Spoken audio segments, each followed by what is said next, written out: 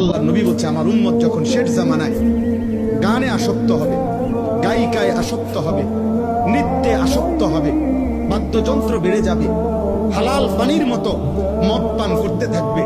আল্লাহ রাসূল সাল্লাল্লাহু আলাইহি ওয়াসাল্লাম বলেছেন ইজা যাহারাতিল কাইনাত ওয়াল মাআজিফ ওয়াস্তাহাল্লাতিল খামরা, আল্লাহ নবী বলেন আমার উম্মতকে তখন মাটিতে ধসিয়ে দেওয়া হবে, পাথরের বৃষ্টি বর্ষণ করা হবে, চেহারা বিকৃত করে। কোনদিন রাত গভীরে এই নাফরমান এমন হতে পারে, আল্লাহ মাফ করে দেন, কোনদিন রাত গভীরে শুইবার পরে ঘুম থেকে, গানের আসর থেকে, বাদ্যের আসরে, মদের আসরে, জুয়ার আসরে।